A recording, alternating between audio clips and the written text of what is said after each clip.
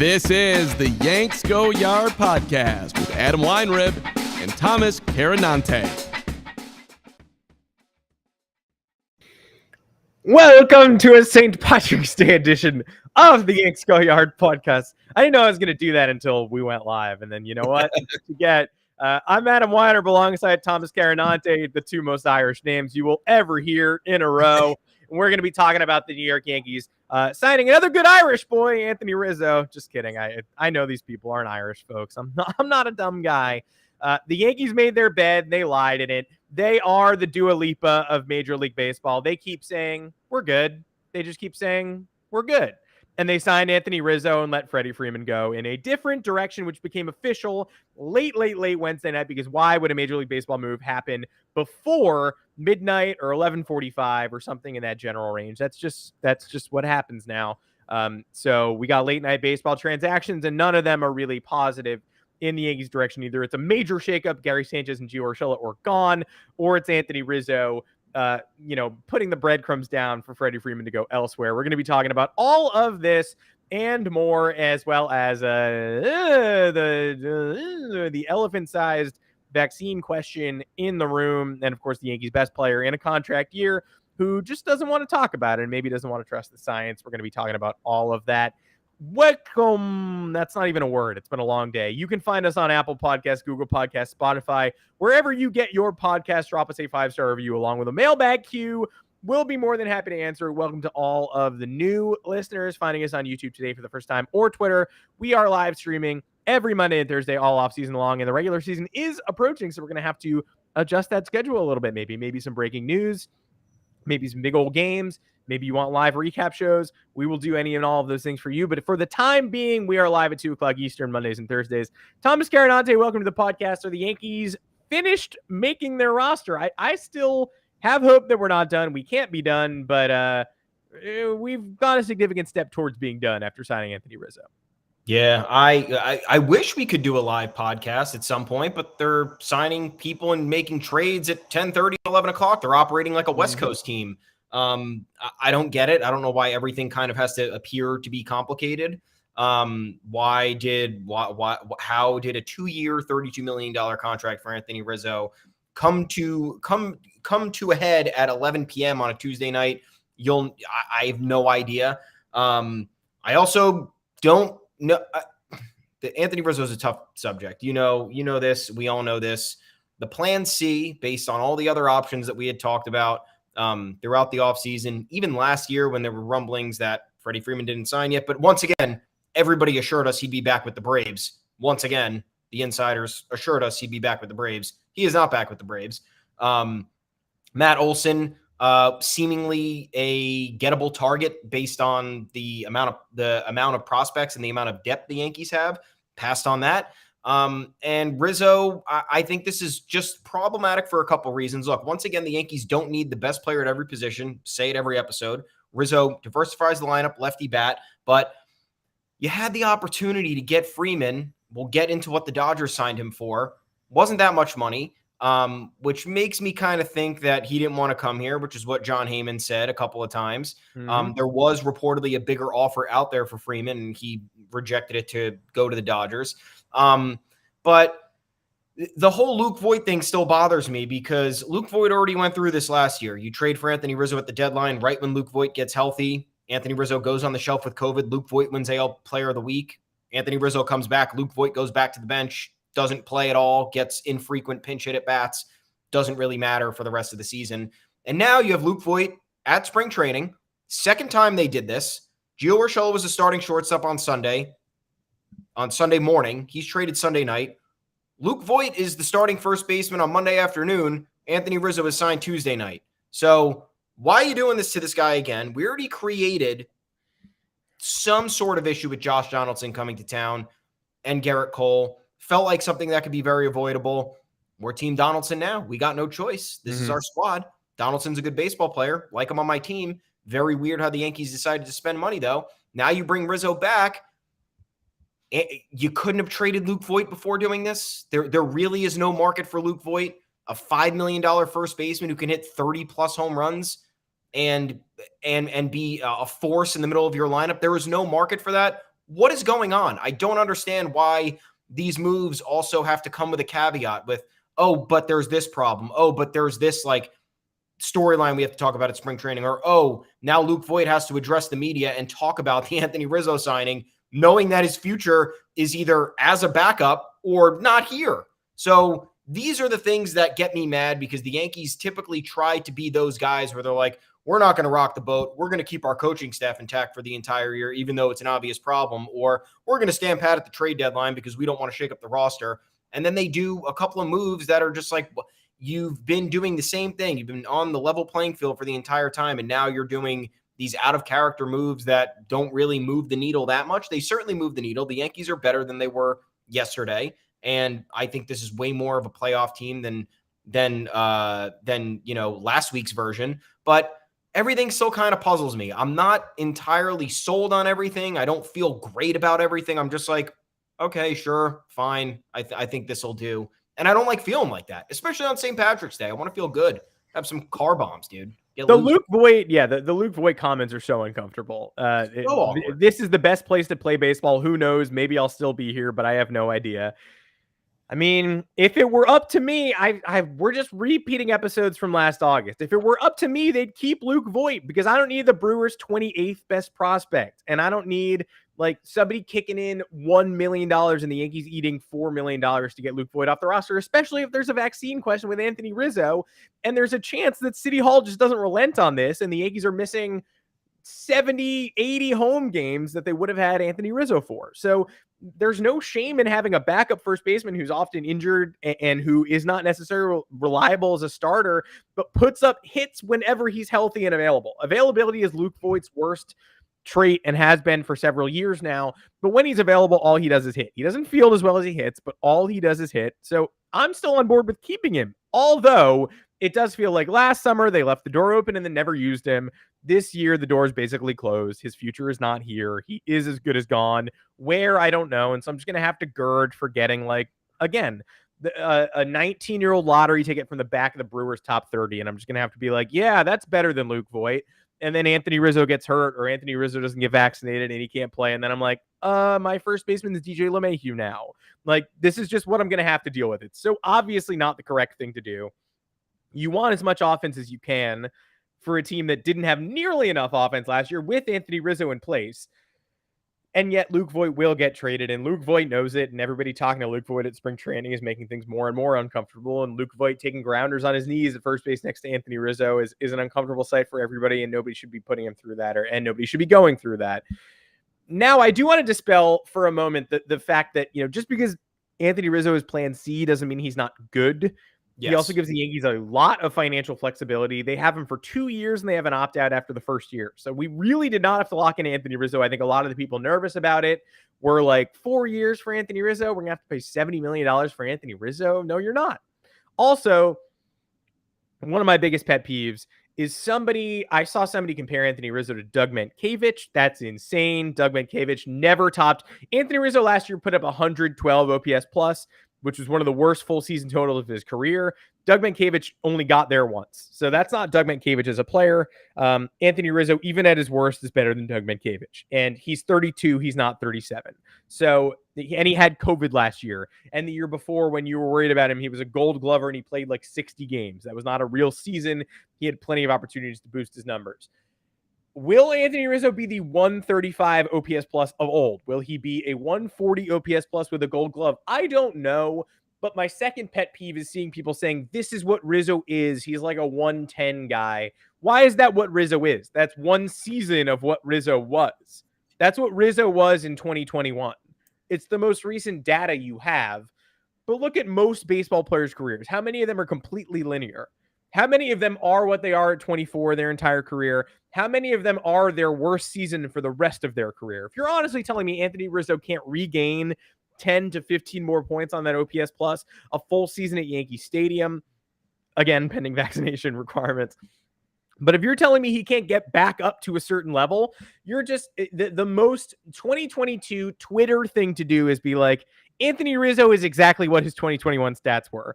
Why would that be the case? It's what you want, and it's what Thomas and I, to an extent, were trying to rationalize the Matt Chapman deal by being like, that guy sucks. He was bad in 2021. I hope he sucks. But just saying a guy is what they were last year without factoring in any of the circumstances or without just factoring in the natural path that most careers take is such a wildly, misinformed statement to make. And it's one that far too many people do make. Yeah, I don't. The recency bias around these things is very frustrating because it's always what I talk about with free agency and the trade deadline in general. It's like your body of work throughout your career is essentially thrown out the window. It's like, oh, what'd you do last year? Oh, well, you were in a contract year and you didn't play the way that you played the last 4 years. So yeah, that's going to take $100 million off of what you were expecting. Or, hey, you sucked for 5 years and now you had a really good half season. That'll cost you 2 top 5 prospects at the trade deadline. I don't like this way of thinking. It's not consistent with how we should be evaluating players. And Anthony Rizzo's body of work is very impressive. He's got 4 gold gloves. He's a 3-time All-Star. He's played in 141 games or more every single year of his career, except for 2011, which was his rookie season, and 2012, which is when he went to the Cubs after he was traded from the Padres. So the man is durable. The man is consistent. OPS plus is over, I think, like at least 110 every single year except one. And I'm not counting the short in 2020 because it's not a real year and you shouldn't be evaluating players off 60 game sample sizes anyway. But yeah, I like Anthony Rizzo. I think that this is going to improve the Yankees. I think it's a smart move, especially because of the durability aspect, because the Yankees have had that problem for so long now. And I just, but I also disagree with people who are like, oh yeah, Rizzo over Freeman. Yeah, totally, dude. It's like, no, I mean, you'd rather have Freddie Freeman. I'm fine. Well, again, fine with Josh Donaldson. Glad he's here. Happy that that's going to be a guy I'm rooting for. Anthony Rizzo here. Happy to root for him too. But don't go full delusion in either direction where it's like this was a dog shit signing or the other 3 options that were clearly better are not better than this guy. There's a lot of rationalizing to do and a lot of coming to terms here, but just stop because it's fucking annoying. I'm just glad we get to maybe. Oh no, we have A-Rod on the ESPN2 cast, right? Yeah, the A-Rod Manning cast. Rizzo! I want to hear that again. Rizzo! I mean, Anthony Rizzo had some big old hits last year. Very short amount of time with the Yankees. Had a huge wild card in game Toronto. Too. Yeah, wild card game, hit a homer. He's the only guy who showed up. Hit a bomb in Toronto in that game where they chased Robbie Ray and basically knocked the Blue Jays out of the playoffs for all intents and purposes. Big-ish second half for the Yankees. Got COVID, was bad when he came back, was good in late September and early August. Yeah. So really hard to judge. Again, though, just because we're saying that we are all talking in circles here, nothing wrong with signing Anthony Rizzo. No. Absolutely. I'm excited to root for him in a vacuum. Freddie Freeman was also available. Freddie Freeman is better than Anthony Rizzo. The Yankees are better now than they were when last season ended. The Yankees could have been way better now than they were when last season ended. And it's fair to say that across the board. That's our problem. Again, it's the Hal Steinbrenner cheap thing. It's like, how can you call him cheap? His payroll is $255 million. He's not cheap. He's just not going as hard as he could be. The Yankees could have Manny Machado on the roster. They could have Bryce Harper on the roster. They could have Freddie Freeman on the roster. They could have Carlos Correa on the roster. They could have Corey Seager on the roster. Now, this is a two-way street. I don't know which of these players wanted to be Yankees and which didn't. Looked like Manny Machado wanted to be one. Looked like Bryce Harper wanted to be one. Think Corey Seager probably would have been an easy get considering he took Texas's money and did not have a clear home in his heart. It's not like Corey Seager was like, I'm going to my hometown Charlotte Knights. Like there was no North Carolina team to sign Corey Seager. Freeman, I think, is different. Yeah.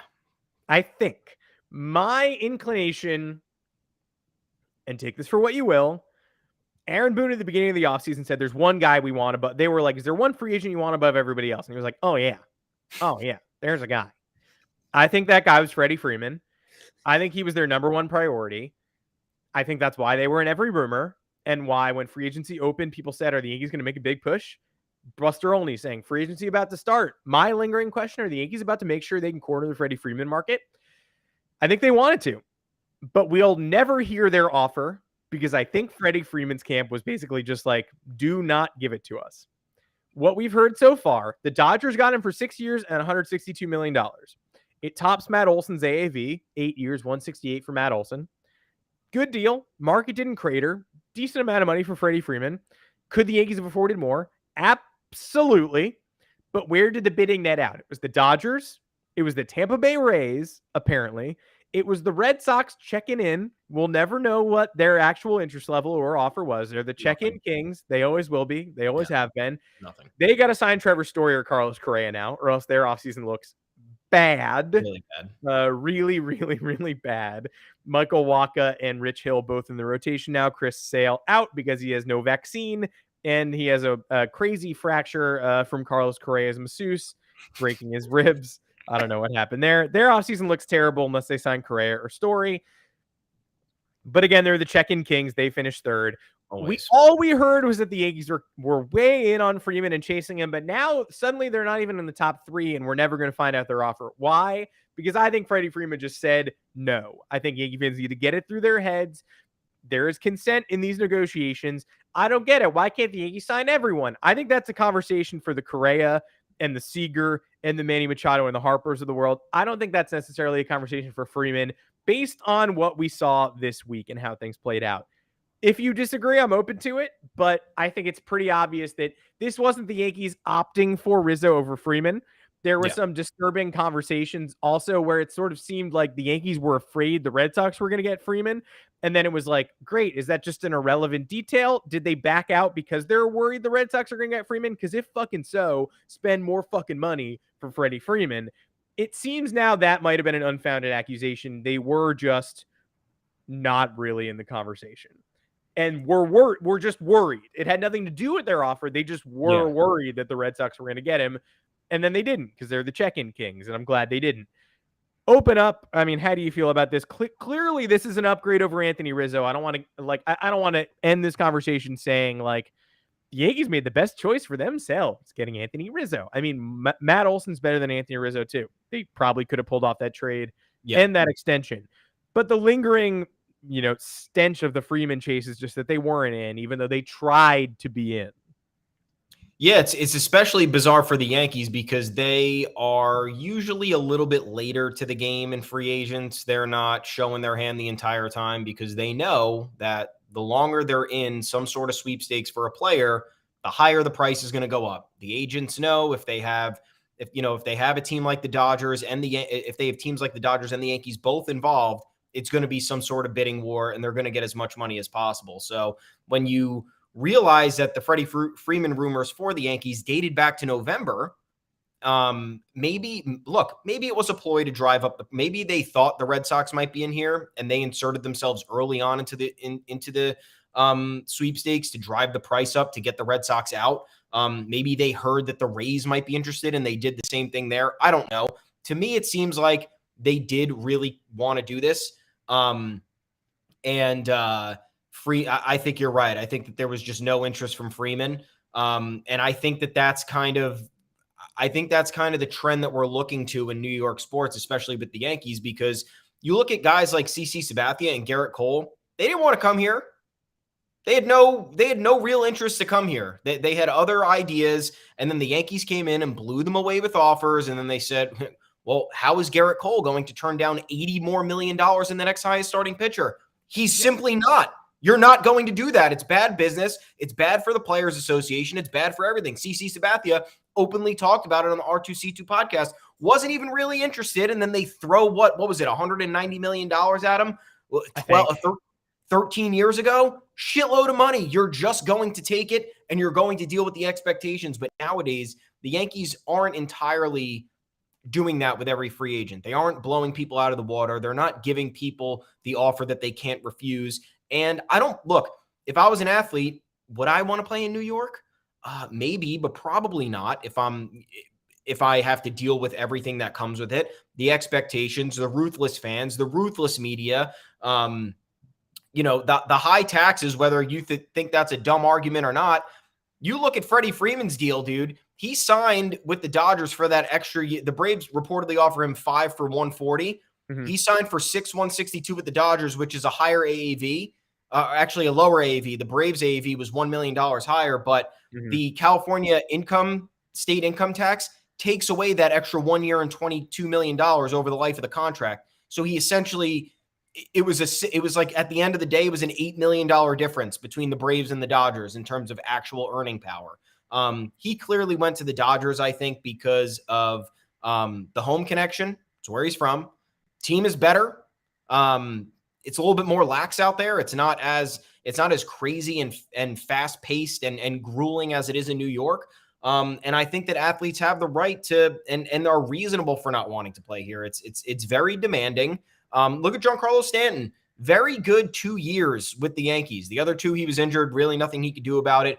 Maligned guy, people give him a lot of shit. Fans despise him.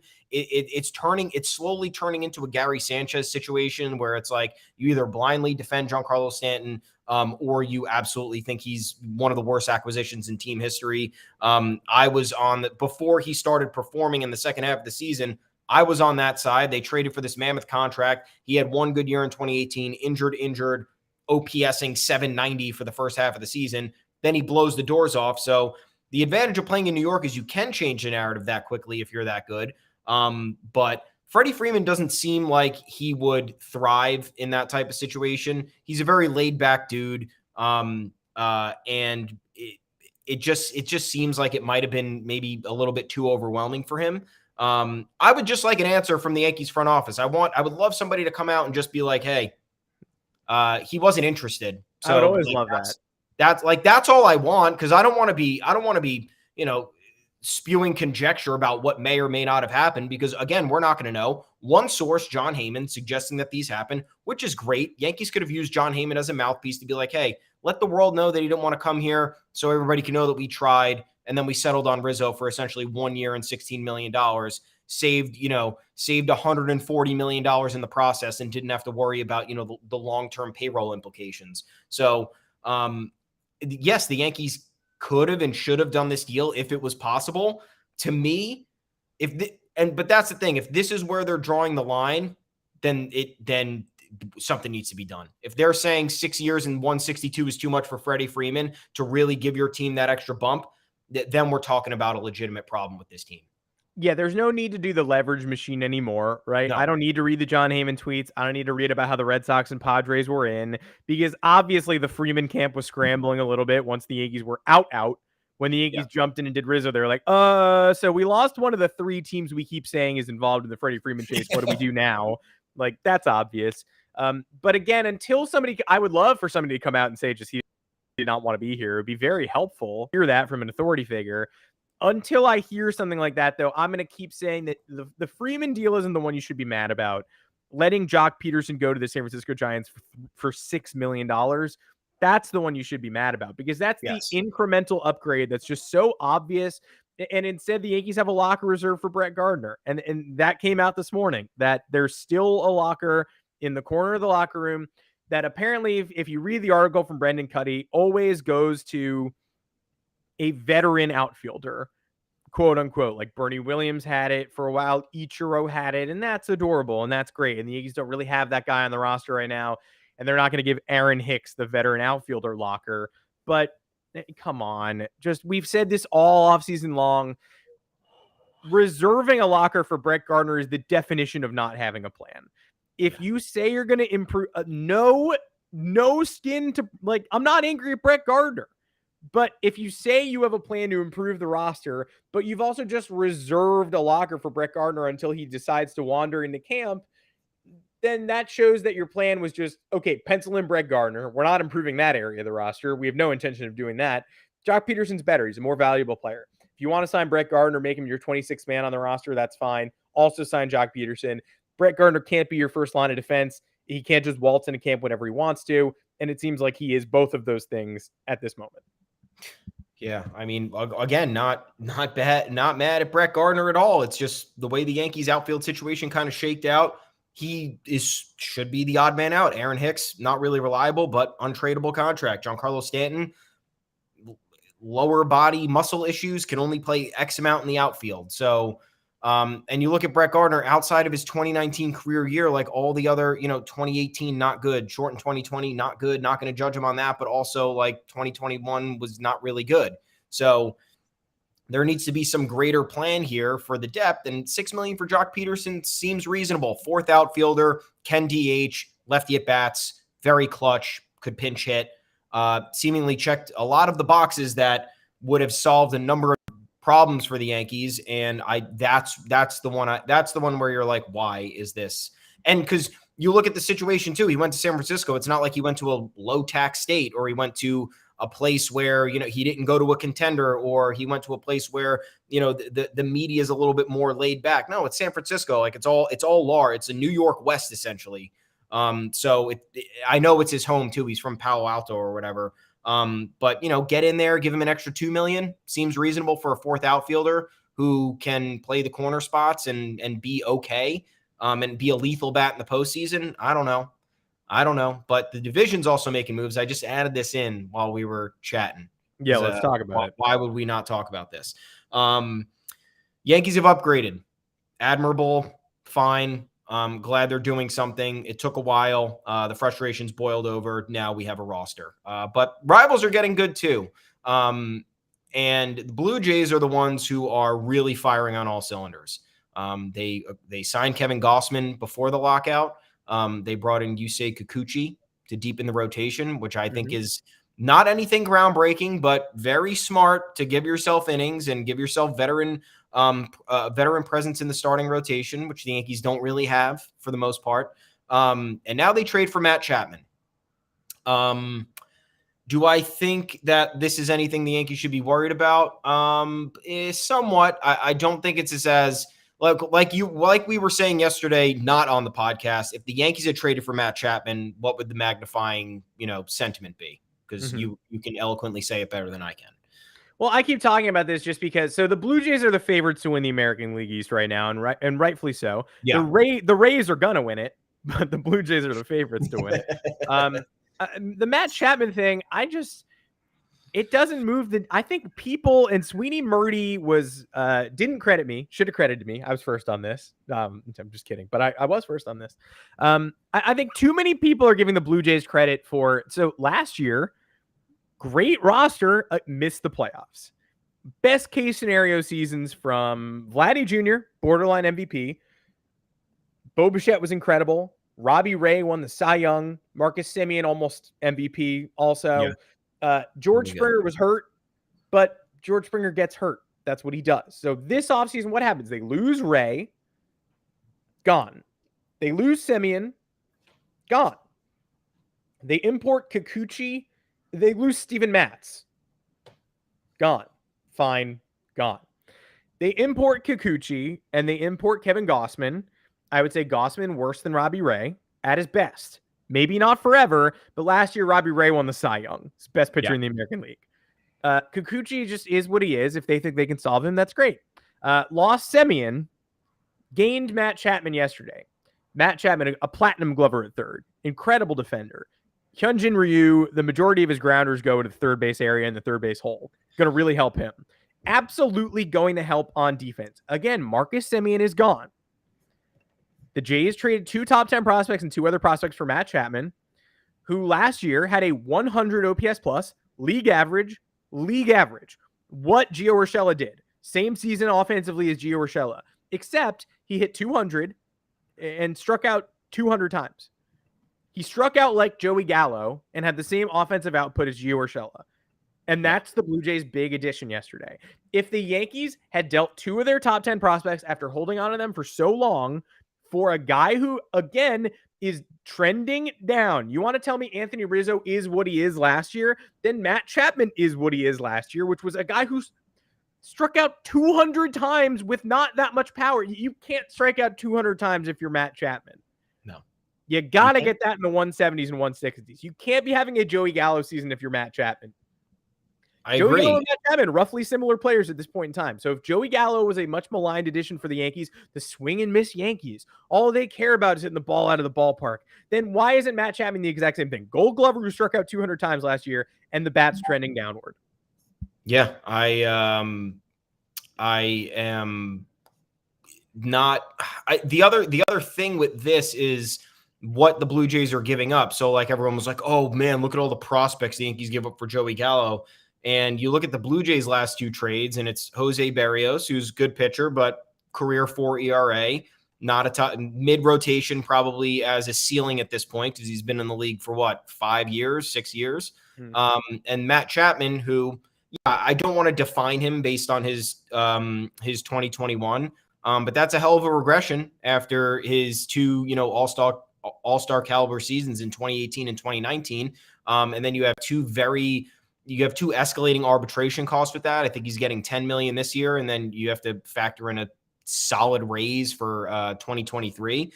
And throughout this entire process, the Blue Jays surrendered 4 top 10 prospects for those deals, and then plus more. So other fringe guys, I think their number 13 and their number 17 were involved in the Chapman trade as well, something like that. So you look at the Yankees situation, and yeah, we do. I rag on the Yankees for not truly going for it all and emptying a portion of the farm and keeping the guys that they truly, truly believe in. They love to just continue to pile assets and keep it that way. And every trade that they make is structured to minimize risk. And it's frustrating sometimes, but are the Jays, the Jays are clearly going for it for the next 2 years. Like if they don't win, it's a failure. I know they've structured everything very, very shrewdly. Almost everybody signed through 2024. You have 3 years to do it. Okay, cool. But you have to factor in regressions there. You have to factor in injuries there. The rotation is good, but it's not entirely great. Meanwhile, you're losing assets on the farm that could, theoretically be the next era of Blue Jays baseball.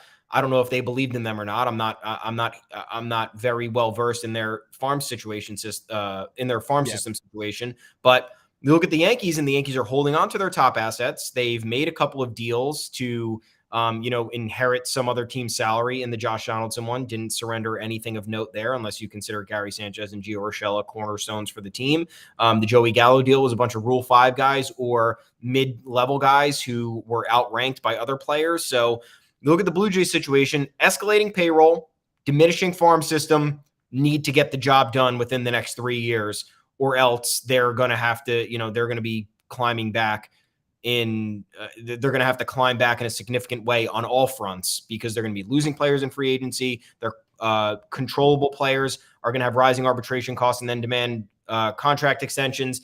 And their farm system is going to have to be, they're going to have to redraft, and they're going to have to trade for other people if that's the case. So I think the Yankees are in a better situation. I'm not being a homer here. You just look at all the factors, and from top to bottom, the Yankees are in a better situation if they don't deal with team-wide regressions that are inexplicable across the board over the next couple of years. I think that they're in better shape. I mean, good for the Blue Jays. Good for going for it. Good for not being the Red Sox. I'm proud of you. This is your window for sure. I mean, you don't have endless time. And also, a lot of people are less bullish on Bo Bichette than I am, and don't think he has that long-term future at the position, and think there might be a little boom or bust there. Possible. I'm terrified of him, but it's possible. But him and Vladdy Jr., that's the young core. Gabriel Moreno on the way up. There's a little more, but there's not that much in the farm system. It's fairly empty. This is pretty much the crew. How much more does George Springer have left? What is Matt Chapman? Does he have a bounce back? And is the rotation good enough? Next year, yes. Next season after that, probably. After that, you're looking at some old heads. Ryu's old. Mario's old. Kikuchi's still on the team for some reason 3 years from now. I don't know. Time is now for the Blue Jays, and they should be the AL East favorites, but they also, in my opinion, should have been the AL East favorites last year and didn't deliver and finished, fourth.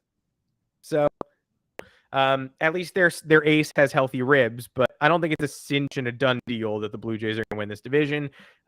We will see. And like you said, the window is, they should have Yankees level pressure. This should be a cinch tightening on their season. They should have a short amount of time to get their stuff together, because there's not an endless rope here for the Blue Jays. Before we sign off, let's just talk a little bit about the hottest new drama of 2022. If you loved Kyrie Irving being able to sit maskless and watch a Duke basketball game at the Barclays Center but not play, you're going to love unvaccinated road players coming to New York and being allowed to play baseball while unvaccinated home players are not. I have put my flag in the ground. I refuse to be excited or frustrated by any development here, right? People should get vaccinated. People should absolutely get vaccinated. There is the easiest way ever to fix this issue, and it's get vaccinated, and it doesn't involve Randy Levine going to cry to City Hall. But as of now, this rule, whatever you think of it, is in place. Aaron Judge is being cagey still. Didn't sound like he was on some anti-vaccine crusade like Kyrie Irving. Sounded open to addressing whatever has to be addressed when the time comes. Obviously, the time already came a long time ago. But theoretically, we're not at the deadline yet for figuring it out. So I'm not thinking he's as stridently anti-vaccine as Kyrie Irving, but pretty clearly was not vaccinated based on his answers to those questions. Yeah. According to reports, there's another Yankee who's also unvaccinated, and Anthony Rizzo last year was also not vaccinated. It was a choice he made because of the cancer treatments he received. Can he get a medical exemption of some kind from the weird Eric Adams mandate? I don't know, but the Yankees have some people who might miss 90 games this year because they can't play when they go to Toronto either.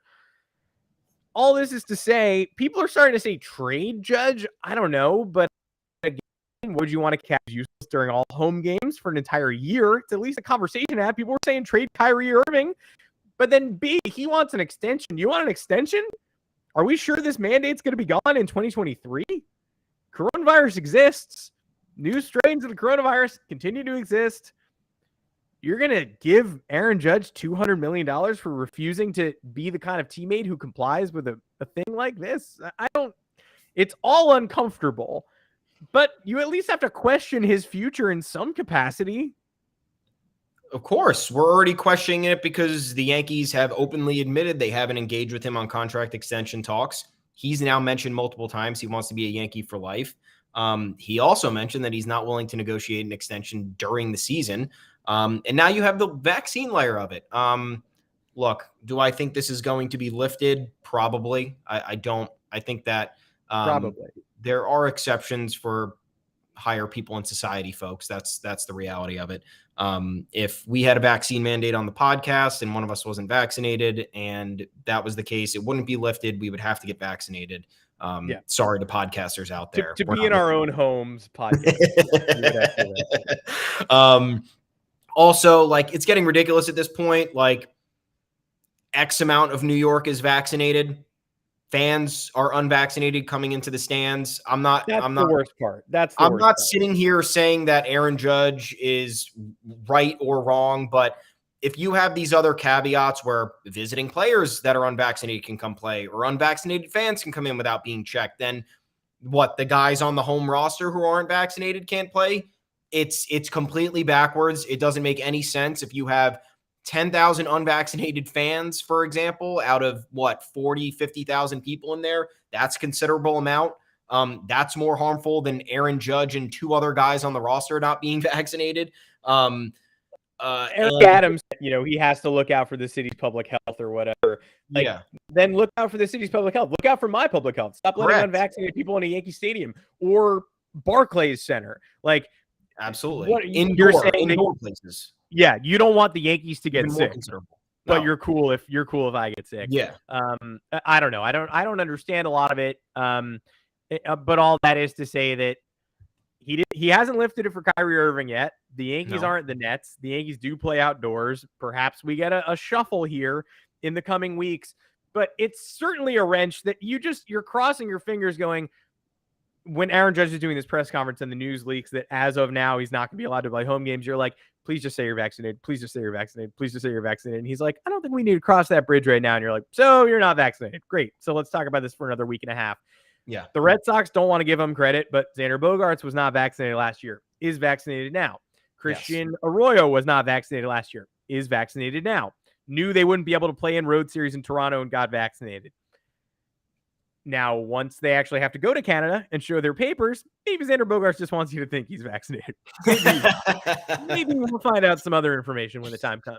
But everybody on the Red Sox who was knowingly unvaccinated, other than Chris Sale, is apparently now vaccinated. I would like a little parody here in the conversation too. Yankees have 2 or 3 names who were part of this conversation. The Mets last year were 55% vaccinated. Yeah. Talk about the Mets in this conversation. Yeah. Half your roster can't play home games. Talk about the Mets in this conversation. Insane. That's all I have to say about that. If it's Absolutely. it's not a real rivalry, and that's how we know. Because otherwise, people would be like yelling the 55% number from the rooftops, being like, "That is embarrassing." Yep. And the troubling aspect of that, even more so, is that the MLB had a recommended 85% vaccination threshold for every roster. The Yankees were one of the first teams to meet that, if not the actual first team to meet that. And the Mets never did it at all. And then they had Brandon Nimmo was coming out talking, being against it. His wife was posting stuff on social media about it, about being anti-vaccination. So, once again, spotlight on the Yankees for a handful of people who are not, I guess, in line with whatever's going on, when there was we just played a full season of baseball with a pandemic, with vaccinations available, and now things have slowly changed because of various mandates. We just watched everything happen and everything was fine with the handful of guys who weren't vaccinated. And now all of a sudden it's Aaron Judge, of course. So it has to be a greater conversation, or, it's rumored to be, maybe some other guys who are also big names. And that's why it's becoming an issue. And if I could say one thing about the Canadian stuff, I get not wanting to have tourists massively come into your country who are unvaccinated, but 7 professional baseball teams with a couple of guys who aren't vaccinated. I mean, I'm trying not to be polarizing here, but that seems a little bit nuts to me. Where last year there was an exemption of some kind. There was an exemption of some kind last year, and then this year now the situation is a little bit better. That's gone. I don't know. That's another one. Yeah, as we get closer and closer toward getting to the other side of the pandemic, not having these variants kind of overtake society and shut things down again, seems like the clamps continue to tighten for whatever reason. And I understand you want prevention. You don't want another shutdown. You don't want the sport interrupt. You don't want a Cardinals or a Marlins outbreak where a portion of the season is severely interrupted and you have to make schedule alterations that affect every other team. I understand that. But I think we've come to a point in Major League Baseball where enough people are vaccinated. Outbreaks are much less serious in a sense for vaccinated people, and also for the strains that are going around. The strains that are going around after the original COVID had arrived are weaker. So you're not looking at the usual, 2-week quarantine period or the serious symptoms that are laying up people for 2 to 3 weeks, or you might not even be looking at long COVID anymore. So it's just confusing when you're reading all the positivity about how the vaccines have worked, how preventative measures have done a great job, how us in New York, we've reopened bars and restaurants and we've lifted the vaccine mandate and people can go enjoy themselves without having to feel uncomfortable. And now we have this where 2 guys or 3 guys on a roster are unvaccinated, and it can upend an entire season and ruin everybody. It ruin the players' lives, ruin the fans' experience, and upend the entire baseball world. So that's where I'm really confused. I'm really pro be safe, get vaccinated when you can. But there are people who just don't do that. And there's always going to be a minority of people who don't do that. So unfortunately, we have to live with that in some capacity. But for that, that small minority to kind of throw everything off course in a major way, what this is doing just doesn't seem like we're moving in the right direction. That's just my opinion. Yeah, we got to keep it to a minority on those folks. That is it for this edition of the Joe Rogan Experience. Oh, no, wait. This is the Yanks Go Yard podcast, talking Yankee baseball. Again, we don't want to talk about this. We don't want to talk about I hate it. Nobody wants to talk about this, especially Aaron Judge related, but let's all figure it out. But again, if we figure it out because City Hall just tweaks the rules to help out the rich, I'm not going to be like, yeah, go Randy Levine. Oh. I think Aaron Judge should get vaccinated. That's my personal opinion. I guess it's his choice not to. It's also his choice to face the consequences. This feels like a ridiculous consequence. But again, if it gets lifted, I'm not going to be like, way to politic, Randy. I just refuse to have an opinion on any aspect of these things other than it'd be pretty easy to get the vaccine. That's it for this edition of the Yanks Go Yard podcast. I am Adam Weinreb alongside Thomas Carinante. we have been live on YouTube. It's 1 o'clock today, but usually 2 o'clock Eastern on Mondays and Thursdays. You can also find us on Apple Podcasts, Google Podcasts, Spotify, wherever you get your podcast. Drop us a 5-star review. Mailbag question in that review. More than happy to answer that review. Until next time, I'm Adam Weinrib. You can find me on Twitter at Adam Weinrib. Thomas Carinante, where can the people find you? Yes, at Tommy's_takes. No vaccine takes there for you. No. I'm going to keep it light.